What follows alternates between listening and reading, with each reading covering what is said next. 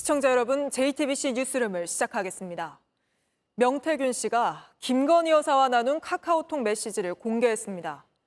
보시는 것처럼 김 여사가 명 씨에게 신뢰를 나타내며 계속해서 도움을 청하는 듯한 내용입니다. 이 내용 중에는 오빠라는 사람이 명 씨의 기분을 상하게 한 데 대해 용서해달라, 무식하면 원래 그렇다며 김 여사가 사과하는 부분도 있습니다. 대통령실은 즉각 해명을 내놨습니다. 여기서 오빠는 윤석열 대통령이 아니라 김 여사의 친오빠라는 겁니다.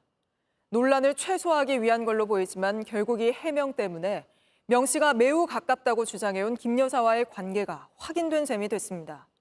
이런 가운데 명 씨는 대통령실의 입장이 나온 직후 JTBC 취재진에게 김 여사의 친오빠는 정치적인 걸 논할 상대가 아니라며 문자 다음엔 사진, 그 다음에는 녹취까지 순서대로 모두 공개하겠다고 했습니다. 먼저 오늘 공개된 대화와 대통령실의 해명부터 신진 기자가 보도합니다. 명태균 씨가 오늘 오전 페이스북을 통해 공개한 카카오톡 대화 캡처본입니다. 김건희 여사님이라고 저장된 인물과 나눈 대화입니다. 상대는 철없이 떠드는 우리 오빠를 용서해달라며 무식하며 원래 그렇다고 말합니다. 오빠가 이해가 안 간다, 자기가 뭘 안다고라고도 합니다. 명 씨에 대한 신뢰도 드러냅니다. 제가 명 선생님께 완전 의지하는 상황이라고 하거나 명 선생님 식견이 가장 탁월하다고 장담한다고 썼습니다. 명 씨는 김재원 국민의힘 최고위원이 자신을 사기꾼이라고 연일 비난하고 있어서 문자를 공개했다고 말했습니다. 너를 감옥에 잡아놓겠다고 지금 마누라하고 장모 울고불고 새벽에 난리가 나갖고 우리 5살짜리가 물어보잖아. 뭐 아빠 감옥 가요? 그러자 대통령실 관계자는 대화에 나온 오빠는 대통령이 아니라 김건희 여사의 친오빠라고 해명했습니다. 당시 문자는 대통령 입당 전 사적으로 나눈 대화일 뿐이라고도 했습니다. 김 여사와 나눈 문자는 맞다는 걸 확인해준 셈입니다. 명 씨는 추가 공개를 예고했습니다. 내가 그 문자 메시지부터 해서 그 다음에 사진, 그 다음에 녹취 순서대로 나 쫙 가줄게. 365일 공개해도 될 분량이라고도 했습니다. 페이스북에 보수 재건을 위해 열심히 일했는데 밥값, 차비 한 번 준 사람이 있냐며 민의를 배신한 당신들이 사기꾼이라는 글도 올렸습니다. JTBC 신진입니다. 대통령실의 해명이 나오자 명태균 씨는 바로 JTBC에 김건희 여사의 친오빠는 정치적인 내용을 모른다며 정치적인 걸 논할 상대가 아니라고 주장했습니다. 그러면서 내 말이 맞다는 걸 녹취 틀어서 증명하겠다고도 했습니다. 진실 공방으로 상황이 흐르면서 진상을 규명해야 한다는 목소리가 더욱 커질 걸로 보입니다. 윤정주 기자의 단독 보도입니다. 대통령실 해명이 나오고 10여 분 뒤 취재진은 명태균 씨를 만났습니다. 김건희 여사가 말한 오빠가 친오빠가 맞느냐고 물었습니다. 그러자 명 씨는 김 여사 친오빠를 실제 만난 적은 있다고 답했습니다. 다만 정치적인 이야기를 나눌 상대는 아니라고 했습니다. 나는 그 김건희 오빠라는 사람을 처음 봤을 때 그 사람이 무슨 정치적인 내용을 몰라요. 카톡 대화는 이준석 당시 국민의힘 대표와 관련된 내용으로 보입니다. 시기는 윤석열 대통령이 아직 입당하기 전으로 추정됩니다. 맥락상 정치적인 대화가 오갔을 가능성이 큰데 사적 대화였단 대통령실 해명관 배치되는 부분입니다. 명 씨는 김 여사 친오빠와 오래 대화할 일도 없었다고 했습니다. 김건희 여사의 오빠라는 사람이 가질 수 있는 정보가 어디까지 됐어요? 내가 그 김건희 오빠하고 토론했겠냐? 의논했겠냐? 이미 문자와 녹취 등 추가 공개를 예고한 명태균 씨는 대통령실 해명에도 날카로운 반응을 보였습니다. 진짜 오빠인지 가짜 오빠인지 논란도 나오겠다며 내 말이 맞다는 걸 녹취 틀어서 증명하겠다고도 했습니다. 대통령실의 추가 해명이 필요한 대목입니다. JTBC 윤정주입니다.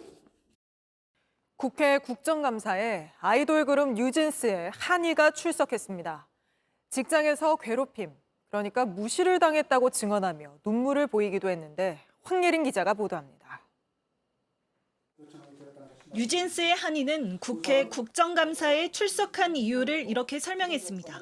조용히 넘어가고 또 묻힐 거라는 걸 아니까 나왔고, 그리고 앞으로 이 일은 누구한테 당할 수 있어요.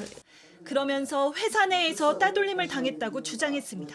그쪽 팀 멤버들이랑 잘 인사를 했고 근데 이제 한 5분, 10분 후에 그분들이 다시 나오셨어요. 그 매니저님이 저의 눈을 맞으시고 못 본 척 무시해라고 하셨어요. 한두 번이 아니었다고도 했습니다. 어떤 높은 불을 많이 맞으셨어요. 하셨을 때마다 저희 인사를 한 번도 안 받으셨고 최근에 블라인드라는 앱에서 그 회사 직원분들이 뉴진스 욕하신 것 봤고요. 회사 저희 싫어하는 걸 솔직히 확신이 생겼어요. 김주영 어도어 대표는 몸을 낮추면서도 당사자들의 주장에 엇갈린다고 해명했습니다. 당시 어도어의 사내이사로서